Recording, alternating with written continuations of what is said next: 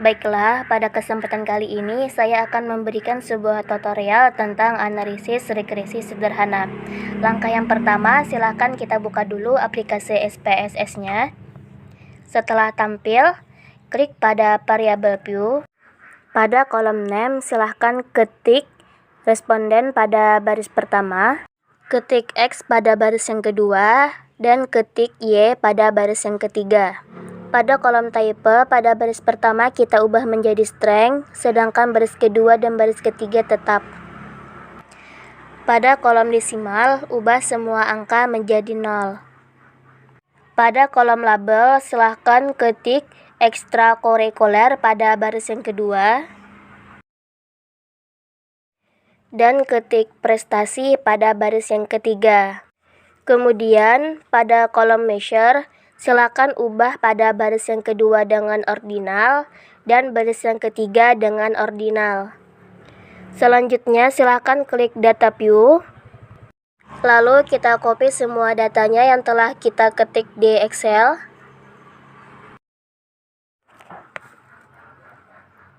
Setelah kita copy, silakan kita paste pada responden X dan Y.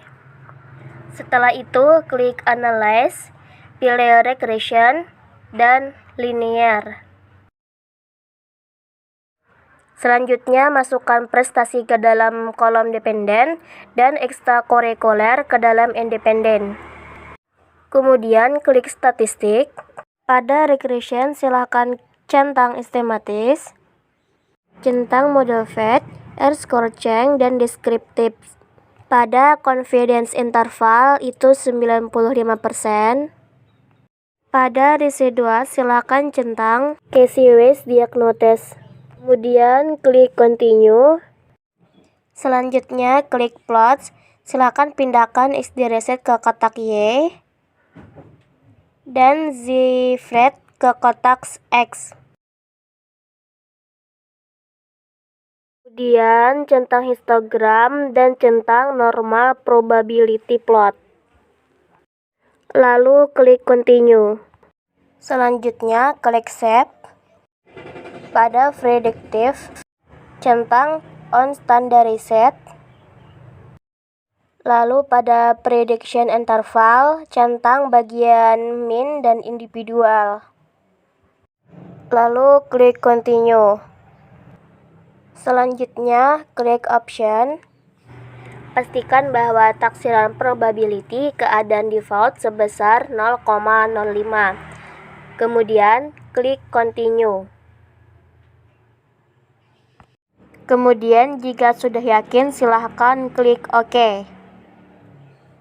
Maka akan muncul hasil output sebagai berikut.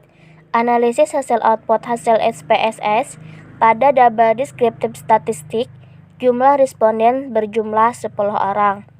Rata-rata prestasi belajar sebesar 40,2 dengan standar deviasi 5,007.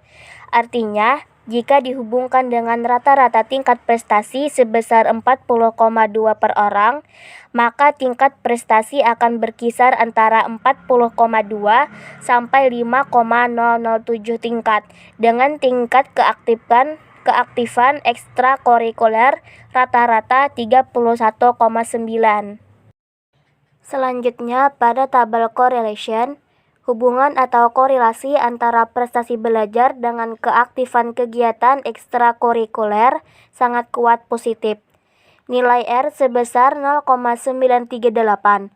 Positif artinya searah. Maksudnya semakin tinggi prestasi belajar siswa, maka semakin aktif dalam kegiatan ekstrakurikuler. Begitu juga sebaliknya. Selanjutnya pada tabel variabel entered atau removed. Tabel ini menginformasikan bahwa variabel keaktifan ekstrakurikuler berhasil dimasukkan atau entered. Tidak ada variabel yang dikeluarkan atau removed.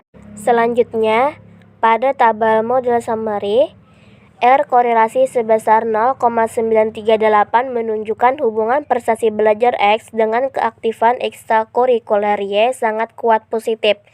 R square atau korelasi koefisien sebesar 87,9% menunjukkan kontribusi yang disumbangkan X kepada Y. Kemudian pada tabel ANOVA, perbandingan F hitung dengan F tabel serta SIK dengan A. F hitung sama dengan 58,137 lebih besar dari F tabel, yaitu 5,32. Maka HO ditolak dan HA diterima. SIK sama dengan 0,00 lebih besar dari A sama dengan 0,05.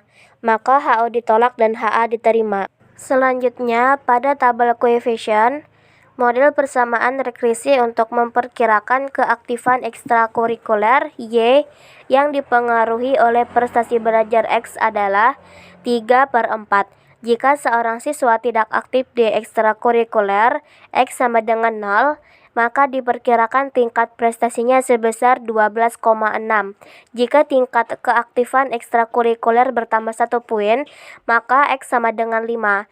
Maka tingkat prestasi akan naik sebesar 12,6 ditambah 0,86 dalam kurung 5 sama dengan 16,9. 3/4 koefisien regresi B sebesar 0,865 menunjukkan besaran penambahan tingkat intelijensi untuk setiap penambahan poin jawaban keaktifan ekstrakurikuler. Selanjutnya, pada bagian tabel residual statistika, pada bagian ini mengemukakan ringkasan hasil dari predictive value, yaitu nilai yang diprediksi yang berisi nilai minimal, maksimum, mean, standard deviation, dan N.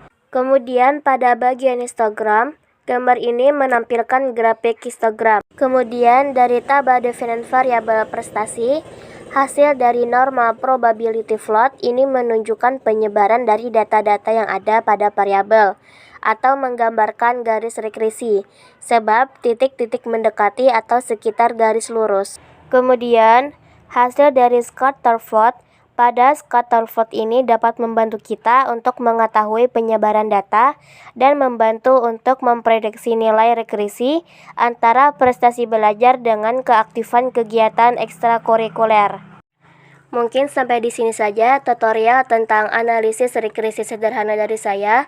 Semoga bermanfaat. Wassalamualaikum warahmatullahi wabarakatuh.